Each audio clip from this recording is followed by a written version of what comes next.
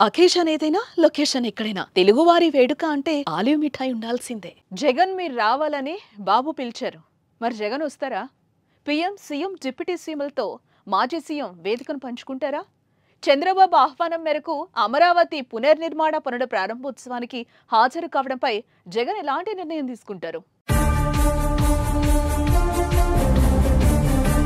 AP రాజకీయాల్లో ఓ ఆసక్తికర పరిణామం చోటు చేసుకుంది.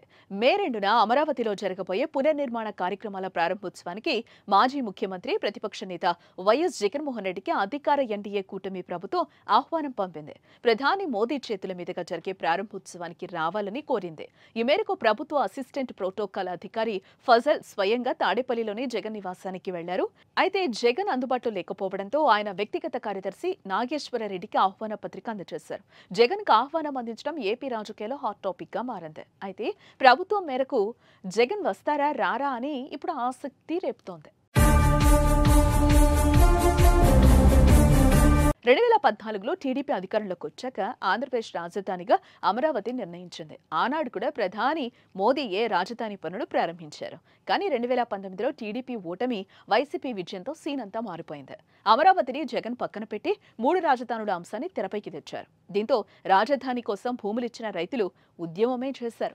పెద్ద ఎత్తున ఆందోళనలు చేపట్టారు. కట్ చేస్తే 2024 ఎన్నికల్లో వైసీపీ ఓటమి, టీడీపీ కూటమి విజయంతో మళ్లీ అమరావతిని చంద్రబాబు పట్టలెక్కించారు.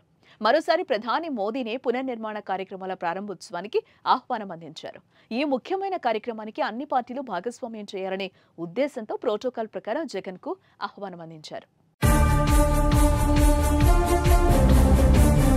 జగన్ కు చంద్రబాబు ఆహ్వానం అందించి పెద్ద ఇరకాటంలోనే పెట్టారు. ఇది ఆయనకు ఓ పరీక్షలా మారింది. హాజరు కాకపోతే అమరావతికి విలన్లా వైసీపీ మిగిలిపోతుందేమో అని వైసీపీ శ్రేణులు భావిస్తున్నాయట. ఆనాడు అమరావతిని వ్యతిరేకించి ఇప్పుడు సభకు హాజరు కావడం కరెక్ట్ కూడా కాదని వైసీపీలో ఓ వర్గం వాదిస్తున్నట్టు సమాచారం.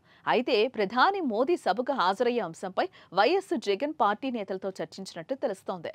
ఇందులో సభకు వెళ్లకపోతేనే మంచిదనే అభిప్రాయానికి వచ్చినట్లుగా తెలుస్తోంది.